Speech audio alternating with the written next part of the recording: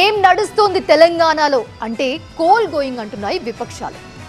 Opposition goal సర్కార్ను blame చేయడమే అంటున్నారు అధికార పార్టీ నేతలు. సింగరేణి స్కామ్ పై దర్యాప్తు జరపాలని గవర్నర్కు ఫిర్యాదు చేశారు బీఆర్ఎస్ నేతలు. ఈ విషయాన్ని పార్లమెంట్ సమావేశాల్లోనూ ప్రస్తావిస్తామంటున్నారు. మరోవైపు సింగరేణిలో టెండర్ల కేటాయింపులో అసలు స్కామే జరగలేదు అంటున్నారు deputy CM Mallu Bhatti Vikramarka, TPCC chief Mahesh Kumar Goud.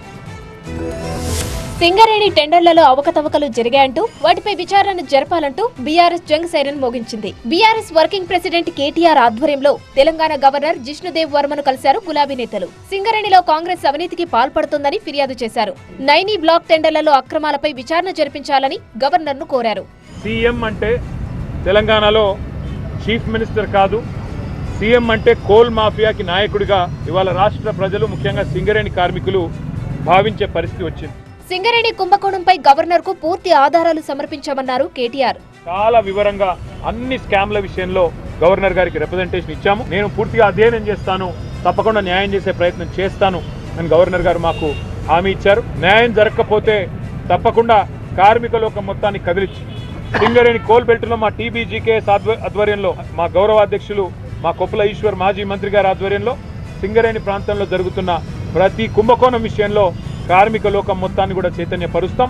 తప్పకుండా ఈ అంశాన్ని వదిలిపెట్టమని చెప్పి మీ అందరికి కూడా తెలియజేస్తూ సింగరేణిలో జరుగుతున్న అక్రమాలపై పార్లమెంటులో లేవనెత్తుతామన్నారు BRS MP KR Suresh.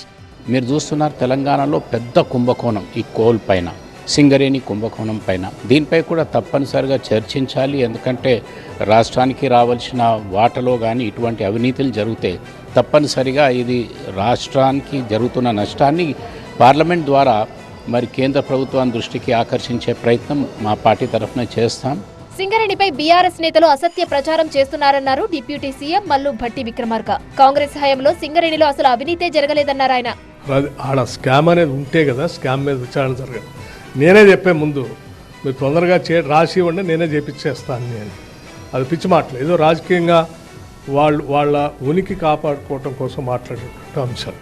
BRS హయాంలోనే సింగరేణిలో అవకతవకలు జరిగాయన్నారు TPCC chief Mahesh Kumar Goud. BRS అవినీతిపై విచారణ జరిపించాలన్నారు.